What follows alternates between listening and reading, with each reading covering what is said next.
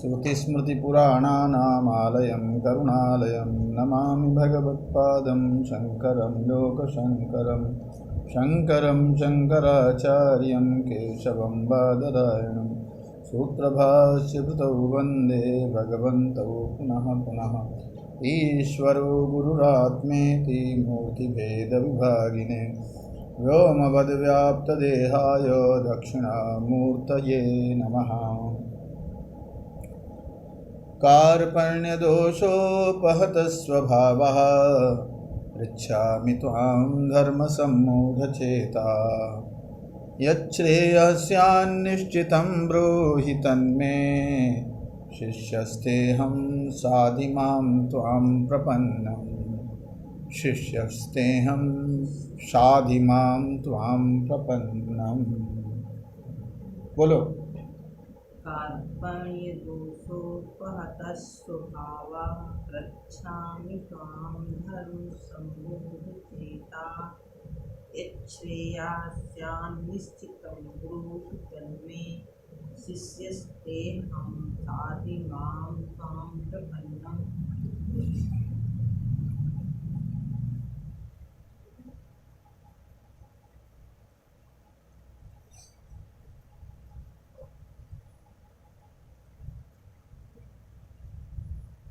यहाँ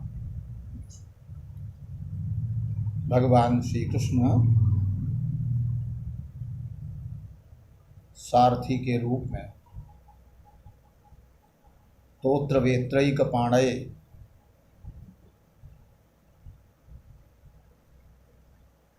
अर्जुन के रथ पर विराजमान है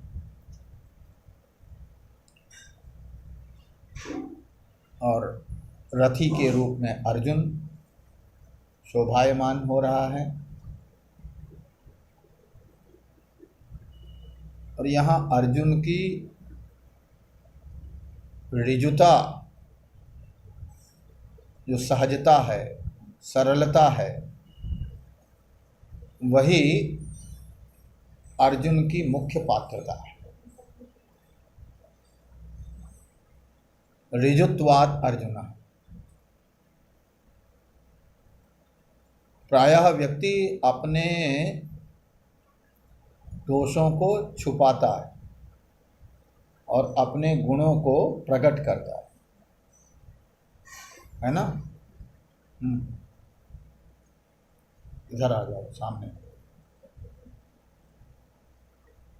अपने दोषों को छुपाता है और अपने गुणों को प्रकट करता है। लेकिन अर्जुन यहाँ भगवान के समक्ष अपने गुण नहीं बता रहे हैं। हमें क्या दोष आया है वो भगवान के सामने निवेदन कर रहे हैं। ये अर्जुन की ऋजुता है। अर्जुन कुछ छुपाए नहीं रहे, अपना हृदय उन्होंने खोल के भगवान के सामने रख दिया। और यही ज्ञान की पहली पात्रता है कि हम महापुरुष के समक्ष, सद्गुरु के समक्ष, गुरुदेव के रूप में विराजमान परमात्मा के समक्ष अपने हृदय को खोल के रख दें। जो भी दोष गुण जो भी हम में हैं, जैसे भी हम हैं वैसे हम तुम्हारे हैं, इस प्रकार पूर्ण रूप से अपने गुरुदेव की चरण शरण में चले जाएं। क्यों बोले? नैषा तर्केण मतिरापनेया ऐसा वेदांत शास्त्र जन्या मति तर्केण न अपनेया। ये जो वेदांत शास्त्र जन्य मति है, ये जो बुद्धि है, ये केवल तर्क से प्राप्त होने वाली नहीं है। ब्रह्माकारावृत्ति का निर्माण तर्क से नहीं होता है। भगवदाकारावृत्ति का निर्माण, वासुदेवाकारावृत्ति का निर्माण केवल शुष्क तर्क से नहीं होने वाला है ना। नैषा तर्केण मतिरापनेया। तो कैसे होगा मति का निर्माण? तो कहते हैं कि मति का निर्माण तो, ऐसी ब्रह्माकारावृत्ति का निर्माण तो केवल जब तक हम महापुरुषों के निष्किंचन अकिंचन महापुरुषों की चरण रज का अभिषेक नहीं करते, तब तक ऐसी वृत्ति का, ऐसी मति का निर्माण नहीं होता। नैषां मतिस्तावदुरुक्रमाङ्घ्रिं, प्रहलाद जी कहते हैं, नैषां मतिस्तावदुरुक्रमाङ्घ्रिं स्पृशत्यनर्थापगमो यदर्थः महीयसां पादरजोऽभिषेकं निष्किंचनानां न वृणीत यावत्। निष्किंचनानां, निष्किंचनानां का मतलब निरस्त विषयाभिमानिना। निष्किंचन का अर्थ है जिनके पास कुछ पूछने लायक है नहीं, और यदि कुछ उनके पास दिखता भी है तो वो उसे अपना नहीं मानते। यहाँ तक कि शरीर को भी अपना नहीं मानते। ये शरीर तो अनित्य है, विनाशी है, जन्म मरणवान है, तो इसलिए ना तो ये मैं हूँ और ना ये मेरा है। मैं तो नित्य शुद्ध बुद्ध स्वरूप आत्मा हूँ। तो शरीर को भी वो अपना मैं और मेरा नहीं मानते। तो निष्किंचन कहते हैं नास्ति किंचन परमार्थतया अभिप्रेतम येषाम्। हाँ,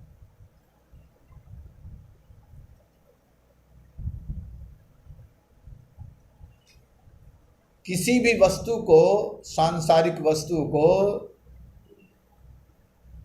भूत भौतिक पदार्थों को जो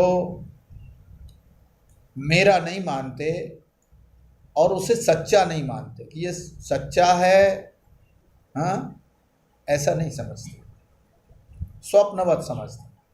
जैसे जगने के बाद सो रहे थे तो स्वप्न देख रहे थे और ऐसा लग रहा था कि ये सब सच है, हाँ, दुखी सुखी हो रहे थे। लेकिन जब जग गए तो जिस वस्तु को हम स्वप्न में देख रहे थे, जगने के बाद उसे सच्चा मानते हैं? नहीं, अरे वो तो सपना था, ऐसी देख रहे थे। तो निष्किंचना नाम, ऐसे निष्किंचन निरस्त विषयाभिमानी नाम, विषयों का अभिमान जिनमें सर्वथा नहीं है, ऐसे महत्तमा नाम, ऐसे महापुरुषों के चरण रज का जब तक अभिषेक नहीं करता, जब तक उनके चरण कमलों का वर्ण नहीं करता, तब तक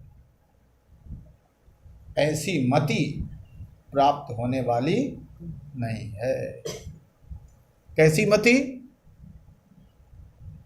बोले या मति उरुक्रमांघ्रिम स्पृशति, जो मति उरुक्रम भगवान के चरण कमलों का स्पर्श कर ले।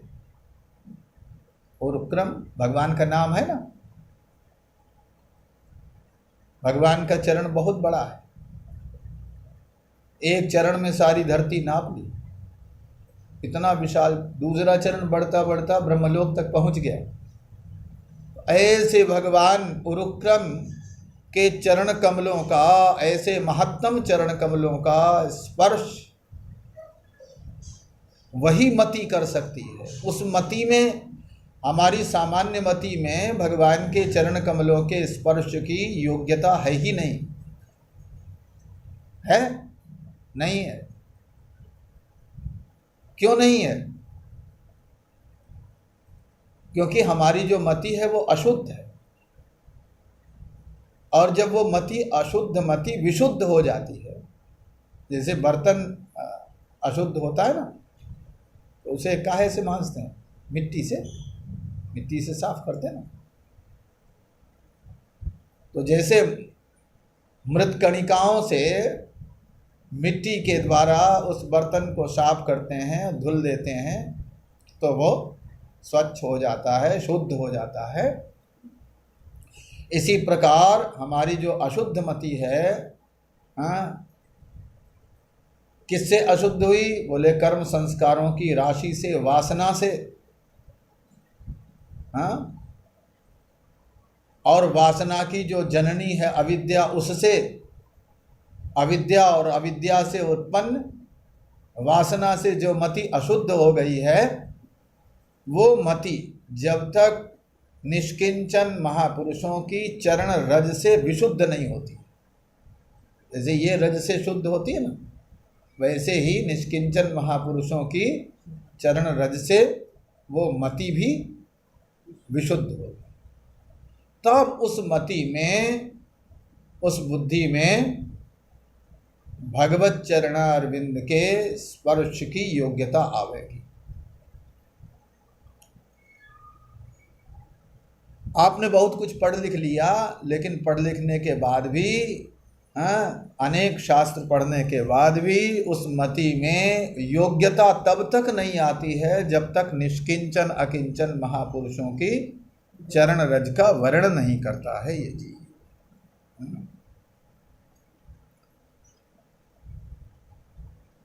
और ऐसी मति का फल क्या होता है? ऐसी मति मान लो विशुद्ध मति हो गई तो उसका फल क्या है? तो वो फल बता रहे हैं, अनर्थापगमो यदर्था। अनर्थ कहते हैं संसार। ये संसार अर्थ नहीं है, अनर्थ है। तो अनर्थ रूप जो संसार है, उसकी निवृत्ति जैसे ही भगवान के चरण कमलों का स्पर्श किया इस मति ने,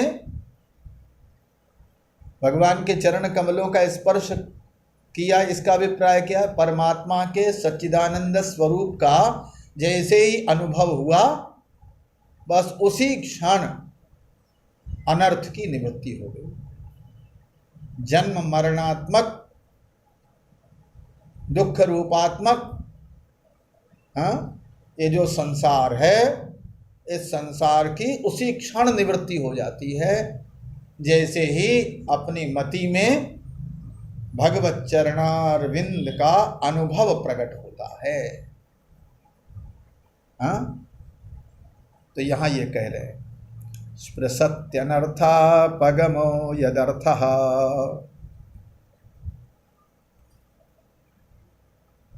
इसलिए भगवत चरणारविंद के स्पर्श की योग्यता या ज्ञान मार्ग के अनुसार सच्चिदानंद स्वरूप आत्मा के अनुभव की योग्यता, पात्रता मति में तब आती है जब जो महत्तम है, निष्किंचन अकिंचन महापुरुष हैं, उनके चरण रज का अभिषेक करता है। और यही बात कह रहे जलभरत जी, रहु गणई तत्तपसा न याति, न चेज्जया निर्वपना गृहाद्वा, न छंदसा नैव जलाग्नि सूर्यैर बिना महत्पादरजोभिषेकम, रहु गणई तत्तपसा न याति। हे रहुगण, एतत्, ये जो वृत्ति है, ये जो भाव है, रहुगणै तत्तपसा न याति। ये जो ज्ञान है ना, ये जो ब्रह्माकार वृत्ति है, ये इसका निर्माण, इसकी प्राप्ति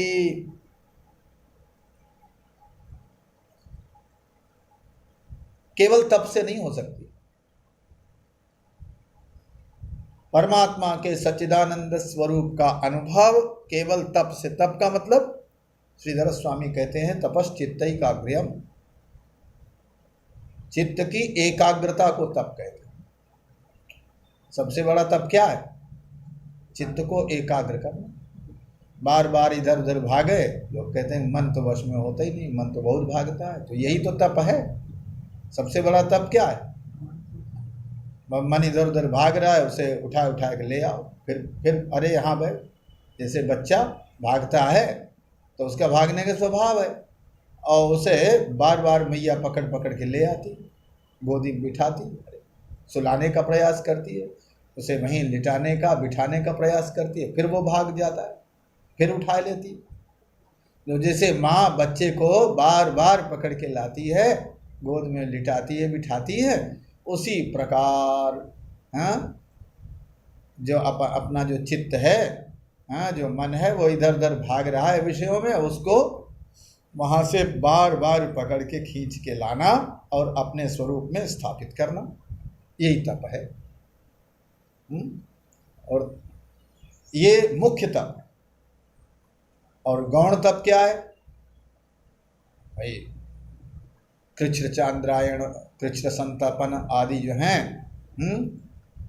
भाई भूख सह लेना, गर्मी सह लेना, सर्दी सह लेना, हाँ, तो ये शरीर को कष्ट देना,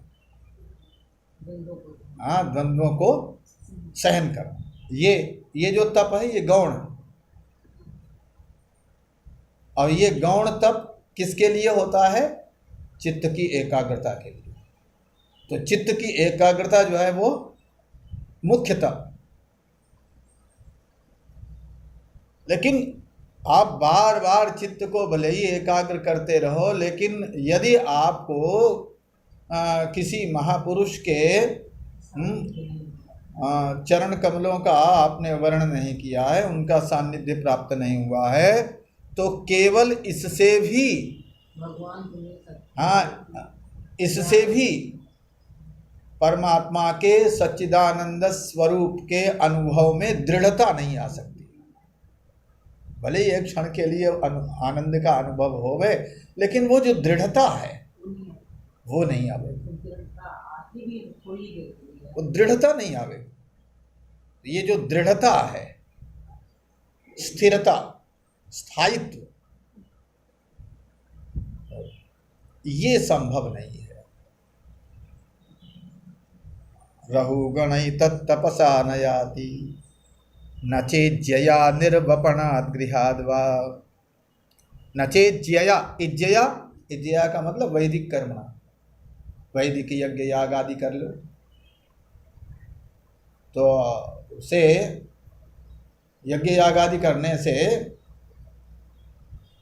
ठीक है, अंतःकरण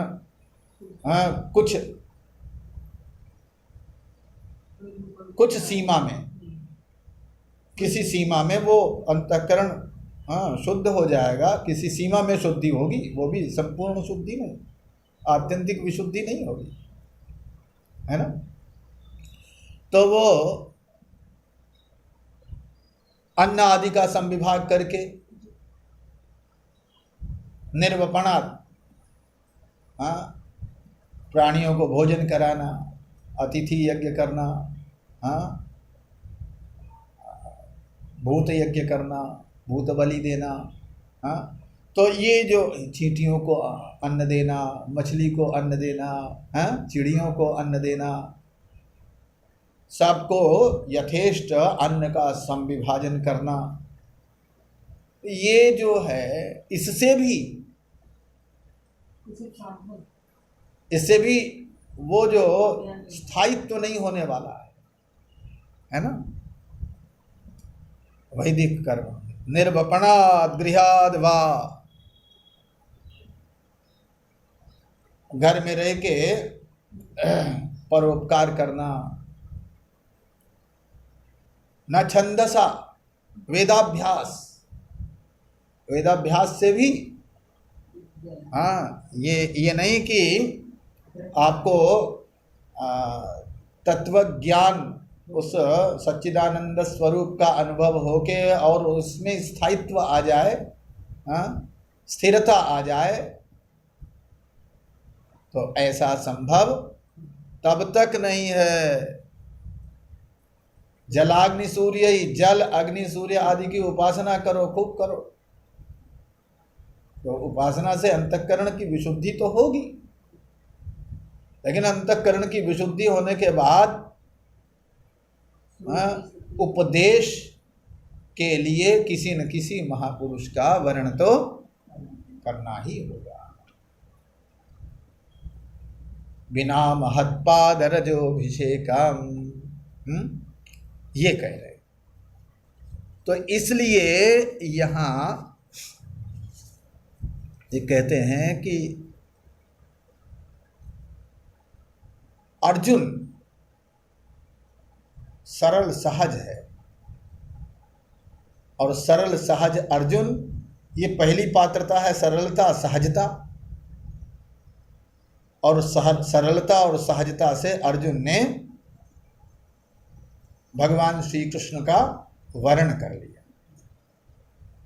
ये गुरुपसदन। और सरलता क्या है अर्जुन में? बोले अपने दोषों को भगवान श्री कृष्ण के समक्ष रख दिया उसने कि देखो महाराज, हम में तो ये दोष है, अपने दोष का निवेदन कर रहा है।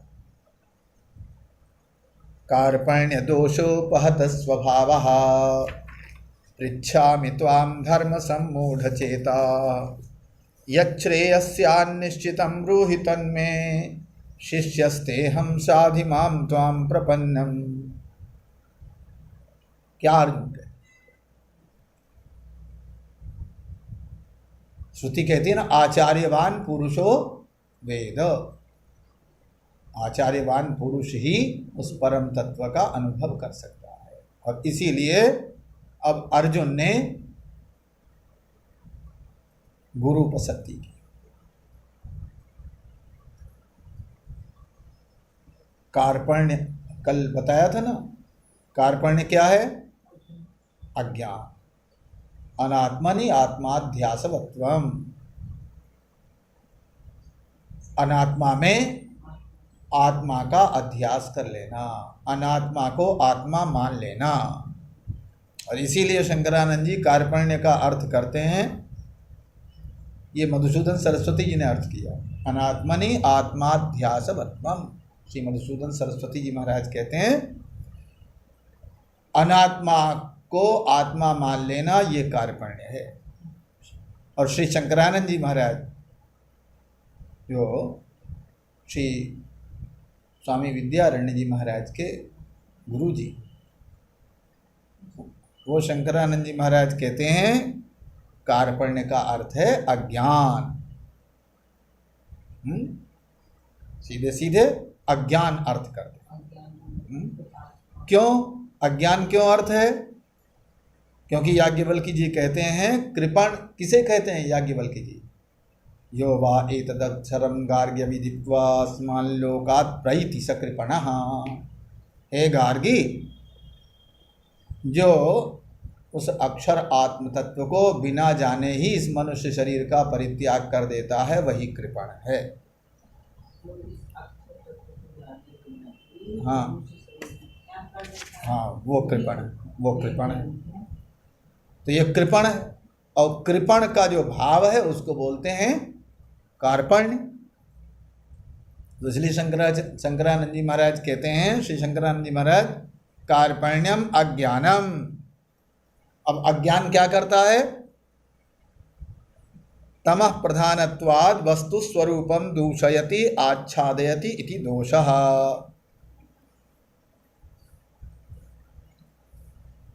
ये अज्ञान तम प्रधान होने के कारण वस्तु के स्वरूप को दूषित कर देता है। वस्तु कौन? आत्मा। सच्चिदानंद स्वरूप जो आत्मा है वही वस्तु है और जब अवस्तु है। आत्मा में प्रतीत होने वाला जो अनात्मा है, अनात्म पदार्थ है, वो सब अवस्तु है और आत्मा वस्तु है। और वो जो वस्तु है आत्मा, उस आत्मा को तम प्रधान होने के कारण ये अंधकार रूप होने के कारण ये वस्तु के स्वरूप को दूषित कर देता है। दूषित करने का मतलब आच्छादित कर लेता है, ढक देता है। तो उस अज्ञान के कारण जैसा आत्मा है वैसा आत्मा हम नहीं समझ पाते हैं। आत्मा के उस प्रकार के स्वरूप को हम नहीं जान पाते हैं। तो आत्मा की सच्चिदानंद स्वरूपता जो है ना, वो तिरोहित हो जाती है, वो ढक जाती है। किसने ढका? कार्पण्य ने ढक दिया। तेन अज्ञानेन उपहितः तिरोहितः स्वस्य अविक्रियस्य प्रत्यगात्मनो भावः सत्ता यस्य सः। उस अज्ञान के द्वारा, उपहित का मतलब तिरोहित, जो अविक्रिय प्रत्यगात्मा है उसके सच्चिदानंद स्वरूप को अज्ञान ने तिरोहित कर दिया है ना। इसलिए अज्ञान को बोलते हैं कार्पण्य। और श्री मधुसूदन सरस्वती जी महाराज कहते हैं कि यह स्वल्पमपि वित्त क्षतिम न क्षमते सकृपण। जो थोड़े भी धन की हानि सहन न कर पावे वो कृपण है। थोड़े से भी धन की हानि न सहन, थोड़ा सा भी धन खर्च नहीं करना चाहता, वो कृपण है। लोक में ऐसे ही तो कृपण प्रसिद्ध है। हाँ,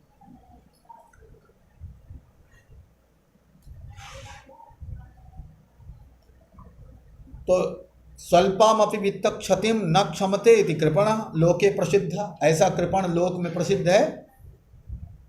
तद विधत्वात् अखिलो अनात्मविदः अप्राप्त पुरुषार्थतया कृपणो भवति। ऐसा ही कृपण वे सारे व्यक्ति हैं, वे सब मनुष्य हैं, वे सभी प्राणी हैं जो आत्मा के स्वरूप को नहीं जानते हैं। अखिलो अनात्मविदः, जिनको आत्मा में अनात्मा की प्रतीति हो रही है, जो आत्मा के स्वरूप को, वास्तविक स्वरूप को, सच्चिदानंद स्वरूप को नहीं जानते हैं, किंतु उसको मरण धर्मा जानते हैं, मानते हैं, दुखी मानते हैं।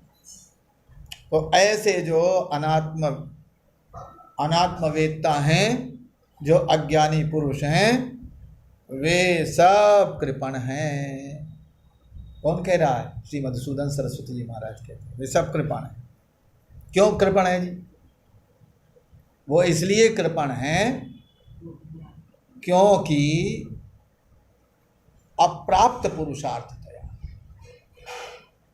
क्योंकि उनको, जो अज्ञानी हैं, उनको पुरुषार्थ प्राप्त नहीं होता। असली पुरुषार्थ क्या है? असली पुरुषार्थ है सुख।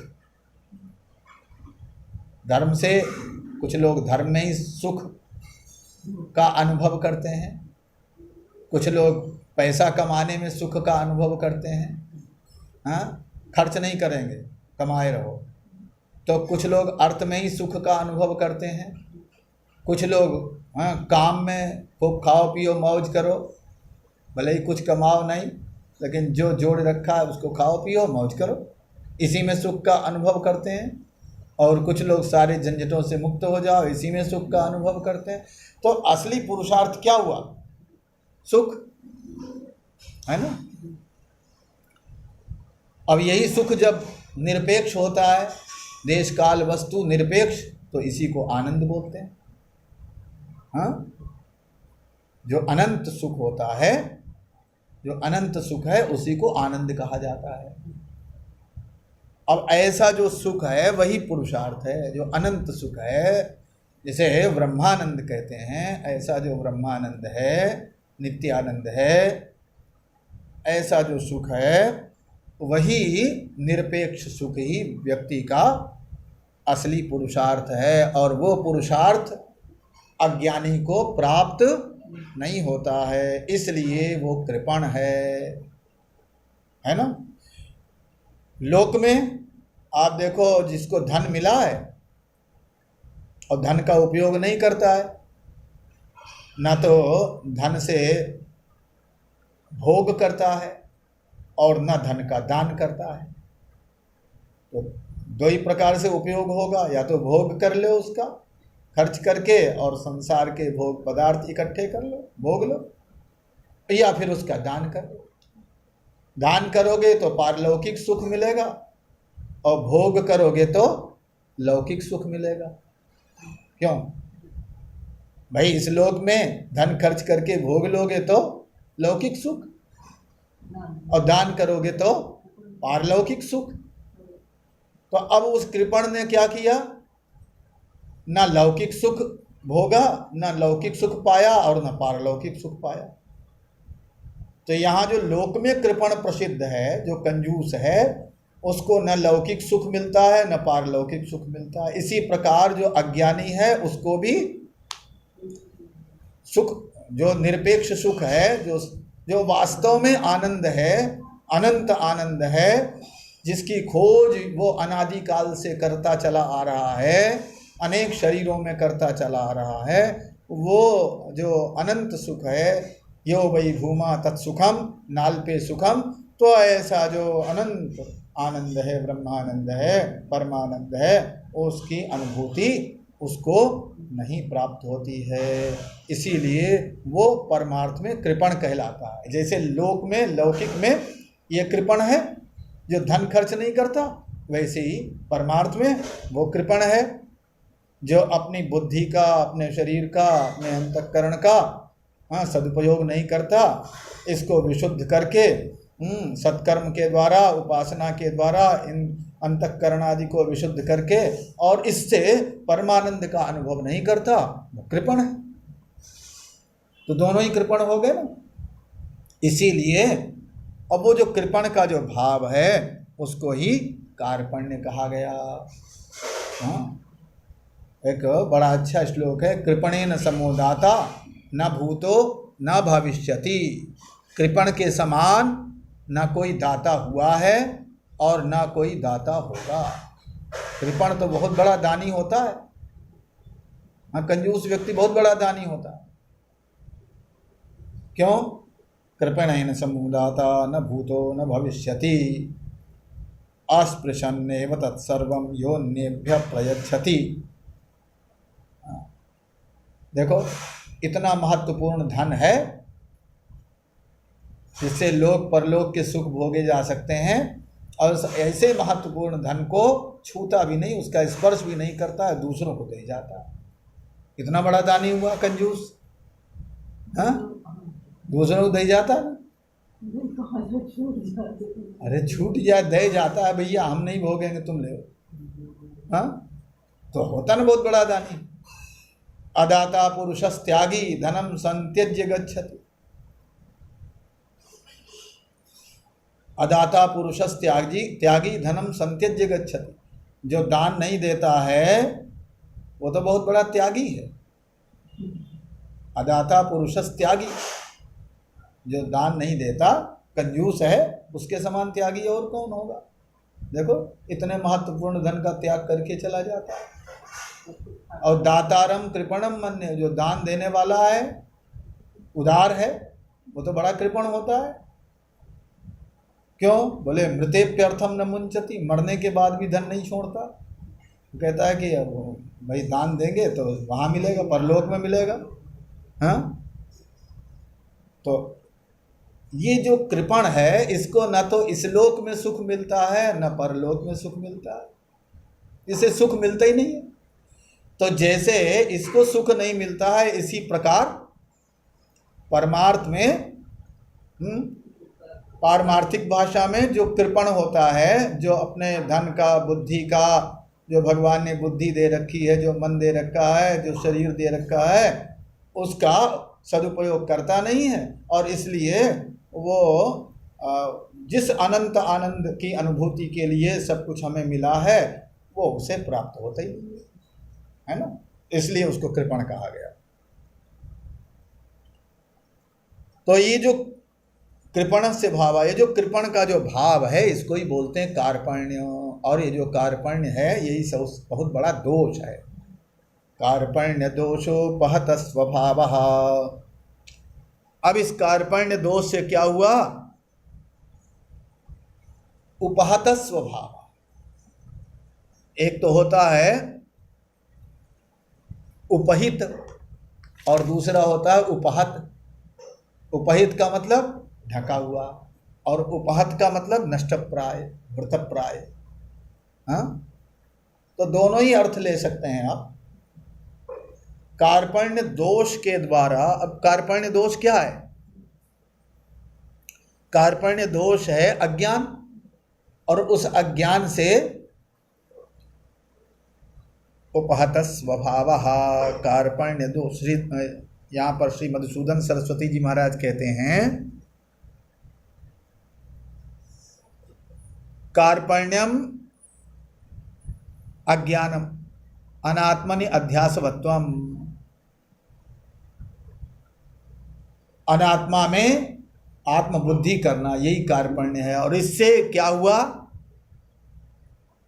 इससे एक दोष उत्पन्न हो गया। क्या दोष हुआ?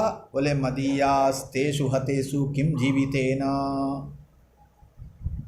हाँ, इस जन्म में ये मेरे हैं, ये मेरे भैया हैं, ये मेरे गुरु जी हैं, ये मेरे पितामह हैं, ये मेरे अपने हैं, और इनको मार के जीने से क्या लाभ? ये जो अभिनिवेश है, ममता, क्योंकि पहले अनात्मा में आत्मबुद्धि हुई, उसमें मैं पना हुआ। हाँ,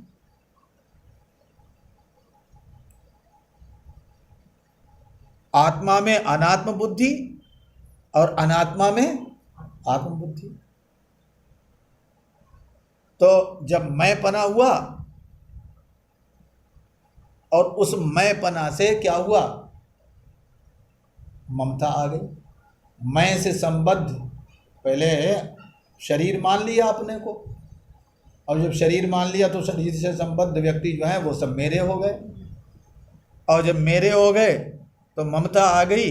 और इस ममता से जो स्वभाव था, स्वभाव क्या था? युद्धोद्योग, युद्ध का उद्योग, युद्ध करना, यही तो स्वभाव है क्षत्रिय का। शौर्यम तेजो धृतिर्दाक्ष्यम युद्धे चाप्य पलायनम दानमेश्वर भावश्च छात्र कर्म स्वभावजम। है ना, ये स्वभाव है क्षत्रिय का।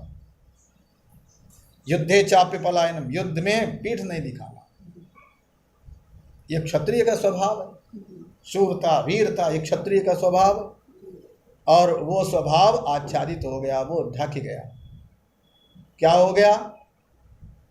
बोले विसृज्य सशरम चापम शोक संविघ्न मानसः। वो महाराज वो शोक संविघ्न होके रणांगण में और गांडीव खिसक गया और धनुष बाण रख के और शोक संविघ्न हो गए। मन में शोक व्याप्त हो गया,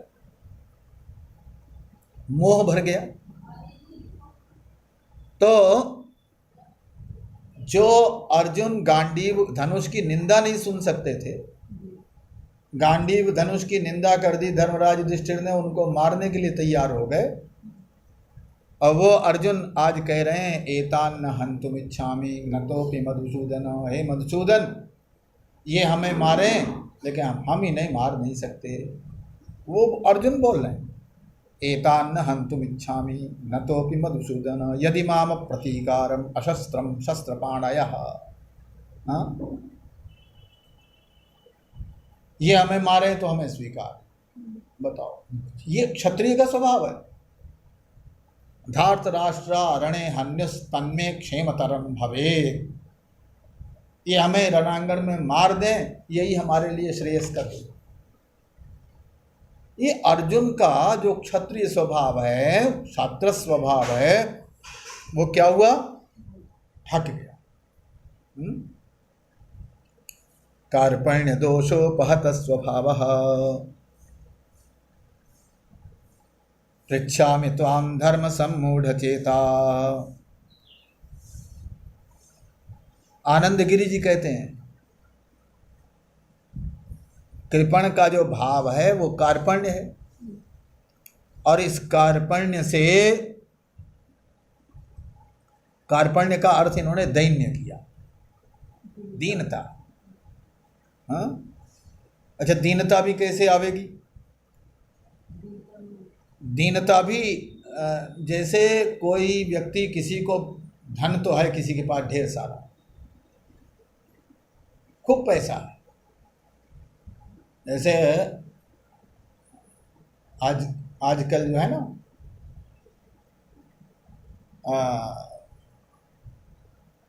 सन्यासी के पास पैसा तो है खूब, और फिर भी कहते हैं हम तो भिक्षुक हैं। हाँ, धन होते हुए भी भिक्षा मांग रहे हैं। भाई धन है तो धन का उपयोग करो, धन नहीं है तो भिक्षा का अधिकार है, धन होते हुए भिक्षा का अधिकार नहीं। भिक्षुक कौन बन सकता है? भिक्षावृत्ति, सन्यास की वृत्ति भिक्षावृत्ति है। क्यों? उसने सब कुछ, सबका त्याग कर दिया है ना, संग्रह परिग्रह सब का त्याग कर दिया, इसलिए उसे भिक्षा का अधिकार है, भिक्षावृत्ति है उसके लिए। और किसी के पास धन तो खूब है और धन का उपयोग नहीं कर रहा है, हाँ, और दरवाजे दरवाजे पर हाथ फैला रहा,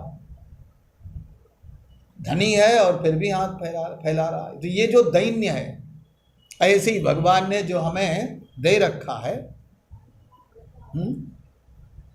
आनंद स्वरूप आत्मा तो अपने भीतर विराजमान है, और हम दुखी हो रहे हैं, रो रहे हैं, और संसार के विषयों में सुख की कामना कर रहे हैं, है ना। ये जो दैन्य है, यही कार्पण्य, ये स्वामी आनंद गिरि जी महाराज के, ये जो दैन्य है यही कार्पण्य है। और इस दैन्य ने क्या किया? कार्पण्य दोषोपहत स्वभावः। इस दैन्य के दोष ने हमारे स्वभाव को, हमारे चित्त को दूषित कर दिया। हाँ, अब हमें कुछ समझ में नहीं आ रहा है। पृच्छामि त्वां धर्म सम्मूढ़चेताः,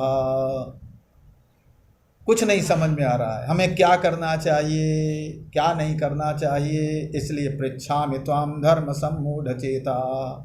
धर्म सम्मूढ़चेताः का मतलब धार्यते इति धर्मः, या स्वामी शंकरानंद जी महाराज और श्री आनंद गिरि जी महाराज, ये दोनों ही महापुरुष इस अर्थ में धर्म शब्द को ले रहे हैं। धर्म क्या है? धर्म कहते हैं परब्रह्म को। हाँ, धर्म सम्मूढ़ चेता का मतलब धार्यते इति धरः, धार्यते इति धर्मः, जो सबको धारण करे वो धर्म। सर्वाधिष्ठान पर ब्रह्म परमात्मा जो है वही यहाँ धर्म शब्द से कहा गया, क्योंकि वो सबको धारण करता है। सारे संसार की प्रतीति उसमें ही तो हो रही है। भूत भौतिक पदार्थों की, आकाश, पृथ्वी, जल, तेज, वायु, आकाश और तेज, इन सब की प्रतीति, और भौतिक इनसे बने हुए पदार्थों की प्रतीति, सब भावों की प्रतीति उसमें ही तो हो रही है। वही तो सबका अधिष्ठान। जैसे रज्जु में सर्प की प्रतीति हो रही है, उसी प्रकार जैसे रज्जु ने सर्प को धारण कर रखा है, प्रतीत हो रहा है ना उसमें, तो धारण कर रखा है। इसी प्रकार उस परब्रह्म में, उस भगवत सत्ता में हाँ, ये सब संसार प्रतीत हो रहा है। इसलिए ये मान लो कि उस परम सत्ता ने, उस भगवत सत्ता ने, उस व्यापक सत्ता ने संपूर्ण विश्व को, विश्व प्रपंच को धारण कर रखा है। इसलिए वो जो सर्वाधिष्ठान परब्रह्म है वो हो गया धर्म, और उसके विषय में सम्मूढ़ चेता, उसमें हमारा जो चित्त है वो प्रविष्ट नहीं हो पा रहा है, उसका हमारा चित्त अनुभव नहीं कर पा रहा है। हाँ, ये अर्जुन कह रहे हैं, ये यहाँ पर अर्थ किया। हाँ, श्री आनंद गिरी जी ने और स्वामी शंकरानंद जी ने ये अर्थ किया। पृच्छामि त्वां धर्म सम्मूढ़ चेता। मधुसूदन सरस्वती जी महाराज कहते हैं कि धर्म सम्मूढ़ चेता धर्म विषय निर्णायक प्रमाणा दर्शनात्। मधुसूदन सरस्वती जी महाराज जो प्रसिद्ध अर्थ है उसका प्रतिपादन करते हैं कि निर्णायक प्रमाण धर्म के विषय में कोई हमें दिख नहीं रहा है, इसलिए धर्म के विषय में हमारे मन में संशय व्याप्त हो गया। हाँ? क्या कि अब ये जो गुरु द्रोणाचार्य, पितामह भीष्म, ये सब भाई बंधु जो हैं, जो शत्रु पक्ष में खड़े हुए हैं, इनका वध करना धर्म है कि इनका पालन करना, इनका सम्मान करना धर्म है। पृथ्वी पालन धर्म है कि हम राज्य का उपयोग उपभोग करें, प्रजा का पालन करें, ये हमारे लिए धर्म है। कि हम संन्यास धारण करके भिक्षा मांगने निकल जाएं, भिक्षाटन करें, ये धर्म है हमारे लिए। इनसे युद्ध ना करें और भिक्षाटन करने लगें, ये धर्म है। तो हमें कुछ समझ में नहीं आ रहा, क्योंकि दोनों बातें शास्त्रों में बताई गई है ना। तो धर्म सम्मूढ़ चेता, इसलिए महाराज यच्छ्रेयः स्यान्निश्चितं ब्रूहि तन्मे, इसलिए यच्छ्रेयः एवं विधः सन् अहम त्वाम इदानीं पृच्छामि। ऐसा मैं संशयग्रस्त, जिसका चित्त दोष से व्याप्त है, कार्पण्य दोष से, हाँ, तो ऐसा मैं आपके श्री चरणों में प्रणत होकर आपसे जिज्ञासा कर रहा हूँ। पृच्छामि त्वाम धर्म सम्मूढ़ चेता। क्या बोले? यन् निश्चितम ऐकांतिकम आत्यंतिकम च श्रेयः। हमारे लिए जो निश्चित हो, निश्चित का मतलब एकांतिक और आत्यंतिक, जो हमारा कल्याण का साधन। हाँ, एकांतिक, जिससे हमें एकांतिक सुख और आत्यंतिक सुख, एकांतिक सुख और आत्यंतिक सुख। एकांतिक किसे कहते हैं? एकांतिक कहते हैं साधनानंतरम अवश्यम भावित्वम ऐकांतिकत्वम। साधन के बाद फल मिल जाए, निश्चित रूप से फल की प्राप्ति हो जाए, जिस साधन से निश्चित रूप से फल की प्राप्ति हो जाए, उसको बोलते हैं ऐकांतिक साधन। हाँ? और आत्यंतिक, ऐकांतिक एक तो हुआ, और दूसरा आत्यंतिक। आत्यंतिक क्या? आत्यंतिक कहते हैं जातस्य अविनाश आत्यंतिकत्वम। साधन से जो फल प्राप्त, जिस साधन से जो फल प्राप्त होए, उसका, उस फल का विनाश न होए, ऐसा फल मिले साधन से, वो नष्ट ना हो। तो ऐसे साधन का आप उपदेश करो जिस साधन के द्वारा फल की प्राप्ति निश्चित रूप से होए, परमानंद रूपी फल की प्राप्ति, परमानंद रूप फल की प्राप्ति निश्चित रूप से होए, और ऐसा ऐसा परमानंद हमें मिले, ऐसे परमानंद का अनुभव हो जिसका कभी विनाश न हो, ये कह रहे हैं। जैसे लोक में औषधि करते हैं, दवाई करते हैं, और दवाई करते हैं तो कभी कभी दवाई से रोग की निवृत्ति नहीं होती, होती नहीं होती, दवाई खाते हैं और बुखार नहीं उतर रहा, और कभी हो जाती है तो फिर दोबारा आ जाता है, तो आत्यंतिक नहीं हुई। तो ये जो यहाँ जो औषधि से जो फल प्राप्त होता है, रोग निवृत्ति रूप फल प्राप्त हुआ, वो ऐकांतिक और आत्यंतिक नहीं होता है, होता है नहीं।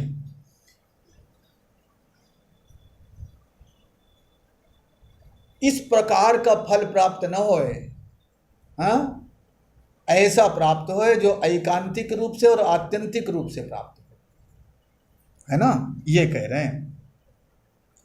यहाँ मधुसूदन सरस्वती जी महाराज ने ऐकांतिक और आत्यंतिक का, ये निश्चित का मतलब है, ऐकांतिक और आत्यंतिक। ऐकांतिक का मतलब साधन के बाद, साधन करने के बाद निश्चित रूप से फल की प्राप्ति हो, परमानंद रूप फल की प्राप्ति हो, और उस फल की प्राप्ति होने के बाद उसका विनाश न हो। यही ऐसे ही जो है परलोक में हम लोग दुख को विनष्ट करने के लिए और आनंद की प्राप्ति के लिए प्रयास करते हैं। यज्ञ किया मान लो, तो कभी कभी यज्ञ करते हैं, याग किया, स्वर्ग की प्राप्ति नहीं भी होती है, कोई त्रुटि हो गई, नहीं हुई, और स्वर्ग की प्राप्ति होने के बाद मान लो फिर गिराए भी दिए जाते नीचे, है ना, दोनों हो गए। तो उसकी आत्यंतिक रूप से और ऐकांतिक रूप से, ऐकांतिक और आत्यंतिक दोनों प्रकार से फल प्राप्त नहीं हुआ, है ना। तो यहाँ ये कह रहे हैं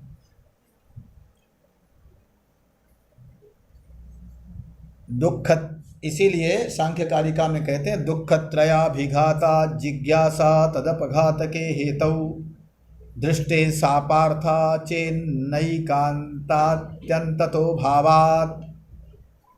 हम लोक में दुखों को नष्ट करने के लिए प्रयास तो करते हैं, लेकिन उन प्रयासों से दुख नष्ट होते हैं, फिर आ जाते हैं, कभी नष्ट होते हैं, कभी नष्ट नहीं भी होते हैं, और हो गए तो फिर दोबारा आ गए, है ना।